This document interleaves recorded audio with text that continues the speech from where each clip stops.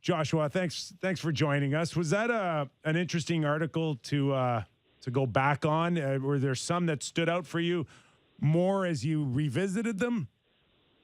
Yeah, I mean, I guess if you're looking at it through the lens of a Leafs fan, it was kind of a depressing article to go through. To be honest, like I think, let's be honest, there's a lot of misses on there, and the deadline is tough, right? The deadline, and I think Kyle Dubas, means well to get out ahead of the deadline and try and do his best work, weeks before the deadline instead of, hours before the deadline. But I don't know, like you look at some of the trades made in season, some of them have played out well. And I suppose if Jack Campbell is probably, playing the way he did in October and November right now, the one trade for him is a clear cut above every other trade. But what stuck out to me kind of going through the list is there wasn't really any super clear home runs, right? You look at what he gave up for Jake Muzzin, probably the necessary price at the time, but all those players, those three pieces, they're all playing for the Kings right now. You look at, the Jack Campbell deal, it's a fair deal. It was a good deal, but Jack Campbell might not be, a full-fledged starting goalkeeper. And then you go on the other end, and the Nick Foligno deal is, what do we want to call it? A disaster? Like it's tough. So I think Kyle Dubas, I guess what I learned from it is Kyle Dubas probably doesn't do his best work at the deadline. It's probably done through free agency and by drafting players, finding kind of steals in the draft. So, yeah, I guess if I learned anything, it was that it's been tough sledding in a lot of ways. Yeah, one of the things that stood out to me was that the number of trades he made that seemed less about finding someone they wanted and more about getting rid of someone they didn't want, right? Like, they got rid of the Marleau contract. They saw the Zaitsev deal they had to get rid of. They moved on from the Ritchie deal. How do you think they fared in those ones, which seemed less about getting better and more about addition by subtraction? Yeah, and that's something we have to kind of be fair to Kyle Dubas and his work, is that a lot of what he was doing was being done to kind of build this team in his own vision, right? And so that means moving on from Patrick Marleau. And I think one deal as well that sticks out, getting a first-round pick and getting a good prospect that he then flipped, in the Kasperi-Kapanen deal.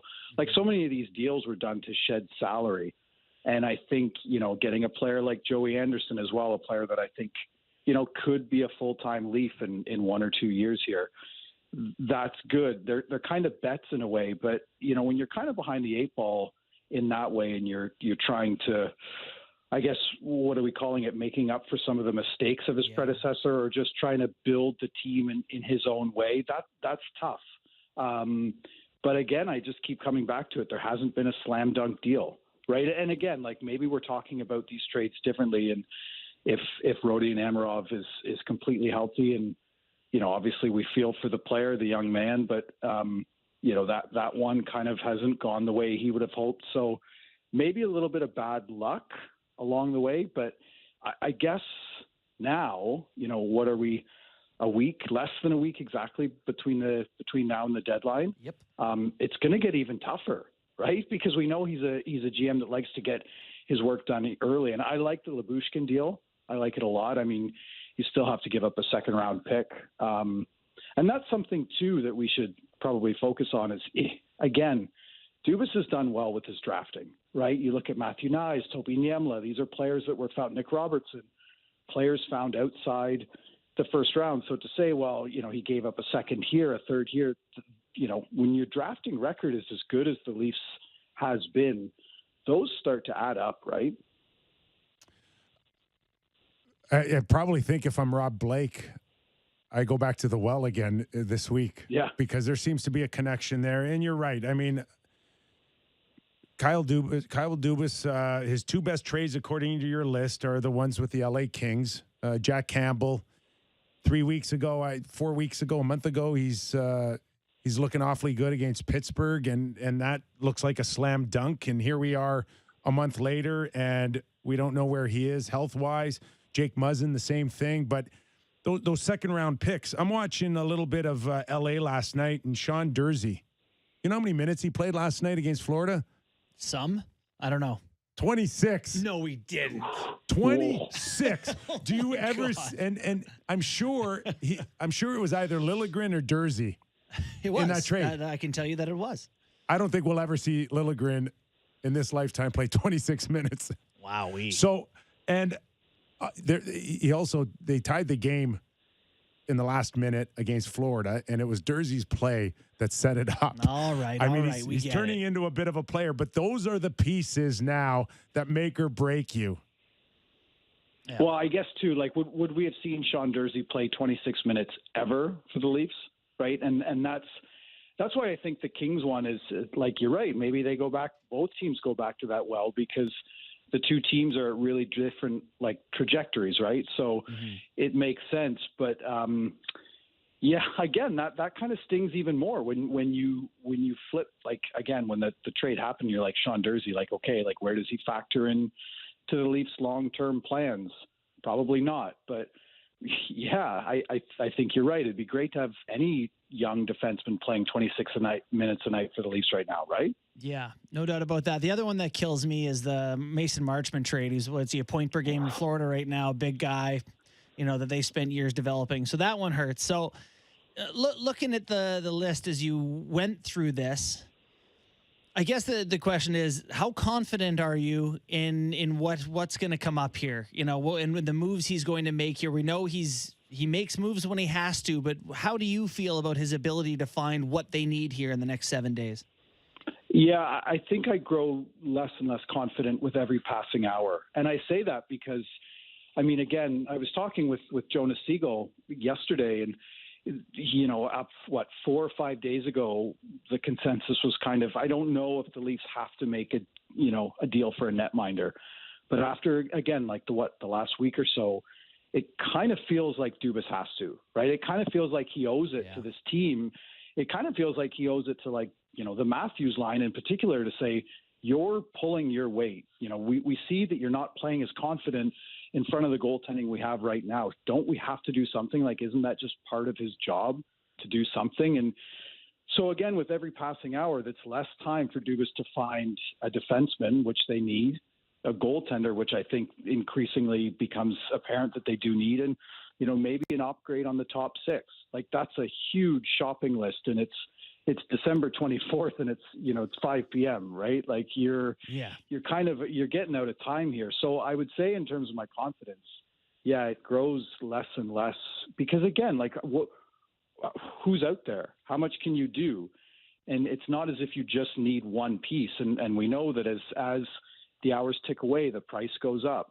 I think it hurts him that there hasn't been a ton of movement, right? And you hear insiders talking about how this could be one of the quietest deadlines ever. And I'm sure you guys hope that's not the case for your coverage.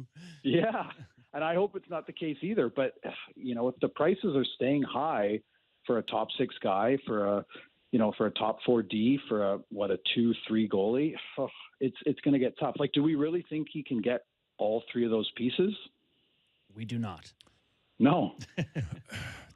Do you get the sense, Joshua, that he still has carte blanche here to go out there and do whatever's necessary? I look at this team and I go, this isn't Brendan Shanahan's team. There's not a chance. It is Kyle Dubas's team. He built this. These are his pieces, and they don't reflect certainly the player that Brendan Shanahan was. And I think Brendan's entrusted and given autonomy to Kyle Dubas. Do you still get the sense it's there for him?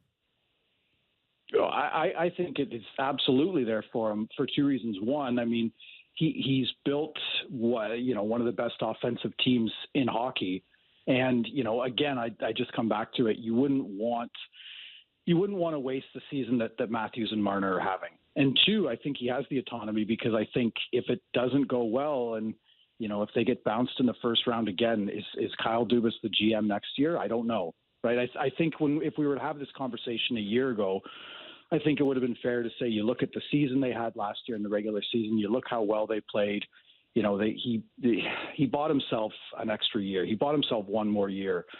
I don't know. I don't know how many more times, they can keep losing in the first round. And I don't think that's anything extraordinary to say that. So he probably has the autonomy, but I think there's also some knowledge there that, he's only going to get so many kicks at the can here. I also wonder what he can do, right? Like Nick Robertson is a piece you can move, right? But do you want to move Matthew Nyes, right?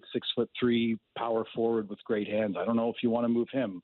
Topi Niemela, great right shot D. Those kind of players don't grow on trees. A first round pick he has, but it's going to be, in the bottom 8 of that first round. So as much as he, again, as long as his shopping list is, I don't know how many real pieces he has of value. We keep talking about Dermott and Hall. Great kind of development stories, but I don't know, Bourne, like how much value do they have around the league right now? It's tough. Yeah. He's really in tough right now, which I think is going to make the next 6 days or so really intriguing. Let's hope this time next year we can add a few to your list one way or another. Joshua Kloke, thanks for doing this. Thanks, man. Yeah, anytime, guys. Really appreciate it. Okay, did I get his last name wrong? You did? No, you got it. Kloke. Sammy's giving me dirty looks. Did I say like coat or did I say moat? Sammy's giving me like the Kyper. Yeah, I didn't want